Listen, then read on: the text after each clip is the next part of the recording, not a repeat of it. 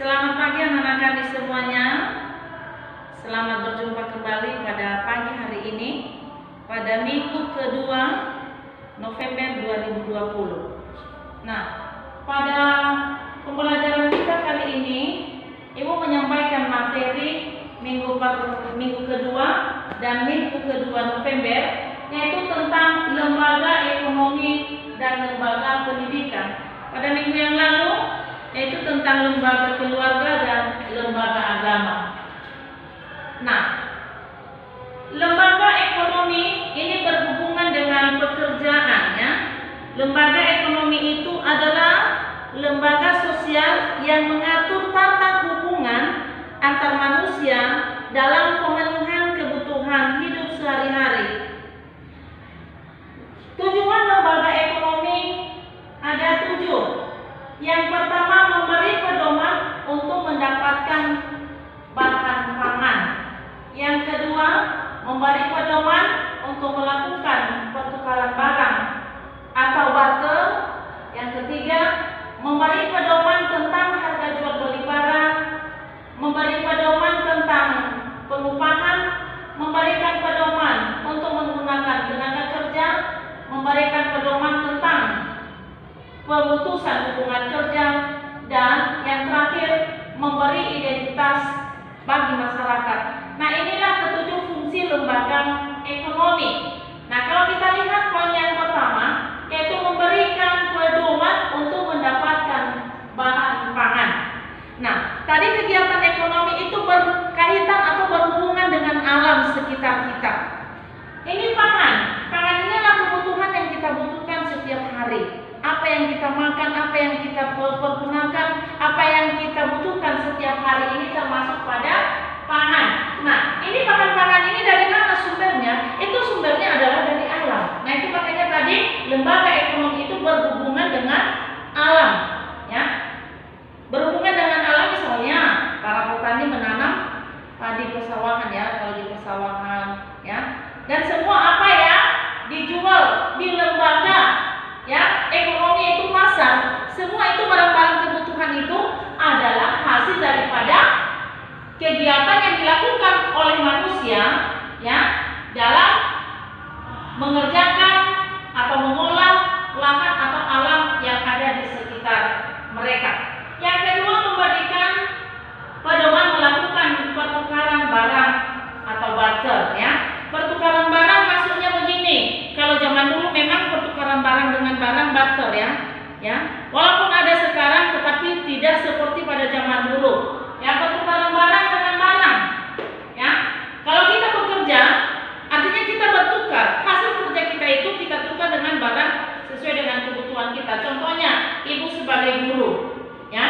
Ibu sebagai guru, ya, kegiatan ekonomi ibu sekarang adalah mengajar, mendidik siswa di SMP Negeri 1 Sibolga. Ada gaji yang saya terima setiap bulan. Nah, gaji, uang yang saya terima itu saya pergunakan untuk saya tukarkan dengan barang kebutuhan. Misalnya, uang saya tukar dengan beras, saya tukar dengan minyak, saya tukar dengan gula, dan semua bahan-bahan kebutuhan keluarga.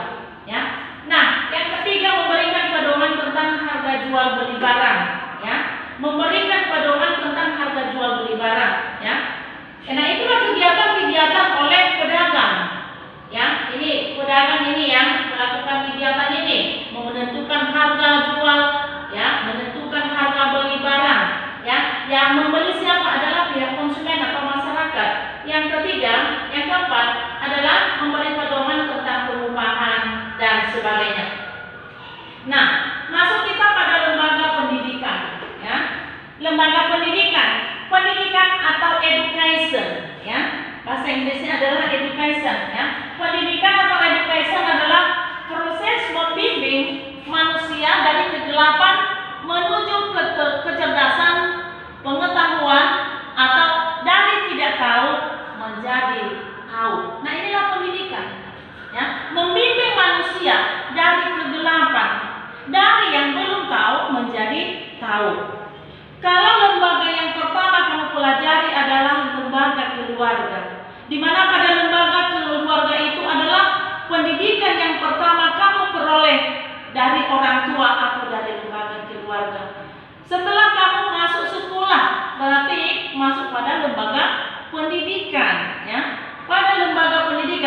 yang kamu sedang ikuti sekarang, kamu sedang belajar. Berarti materi-materi yang kami sampaikan ini mendidik kamu, mengajari kamu ya nak.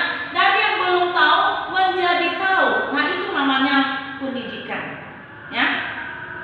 Dan pendidikan inilah yang membawa Anda untuk meraih masa depan. Ya, mengapa ada dokter?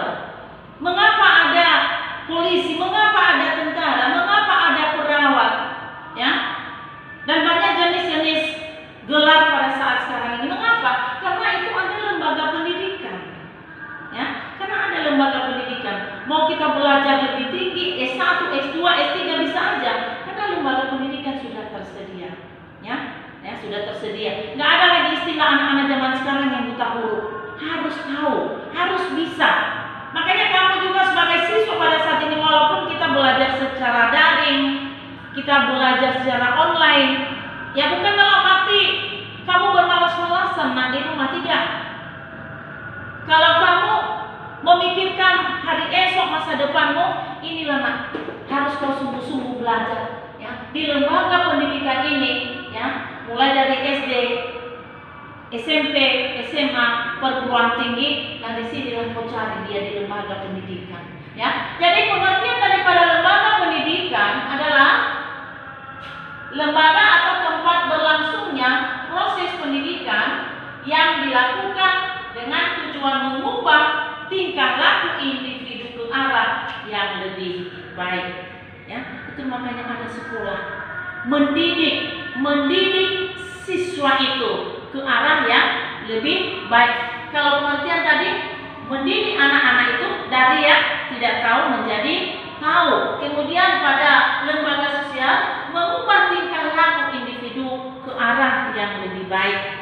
Ya, setelah itu mengajari, mendidik anak-anak, ya, apa yang harus kamu lakukan sebagai seorang siswa. Diajari kau, dididik kau disiplin. Ya, disiplin itu contoh kehadiran kamu di sekolah. Ya, tidak boleh terlambat, tidak boleh malas mengerjakan tugas. Ya, kemudian dididik kamu nak, bagaimana perilaku yang baik. Ya, bagaimana perilaku yang baik yang sesuai dengan aturan-aturan yang berlaku. Ya, nah itulah lembaga pendidikan. Nah kemudian ada beberapa fungsi pendidikan, ya, yaitu yang pertama adalah fungsi manifest. Nah, fungsi manifest yang pertama mempersiapkan anggota masyarakat untuk mencari nafkah dengan bekal keterampilan, ya. Ya, karena pendidikan ini ada pendidikan formal, non formal, ya. Pendidikan formal seperti inilah yang kamu ikuti pada saat ini, ya. Pendidikan non formal bisa melalui kursus-kursus, ya, pelatihan-pelatihan, ya, misalnya montir, ya. Nah kemudian yang fungsi manifest tadi yang kedua, mengembangkan bakat perseorangan demi kepuasan pribadi dan bagi kepentingan masyarakat. Yang ketiga, melestarikan kebudayaan masyarakat. Yang keempat, menanamkan keterampilan yang perlu bagi partisipasi dalam demokrasi. Itu fungsi manifest pendidikan.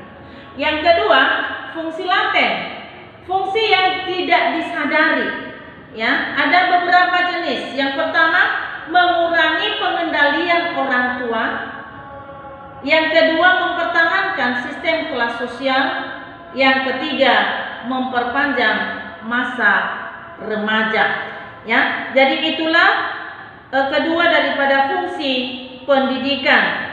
Ya, secara fundamental. Ya, sekali lagi, fungsi pendidikan secara fundamental itu ada fungsi manifest dan ada fungsi laten. Itu kamu perhatikan pada bukumu pada halaman 114 dan 115.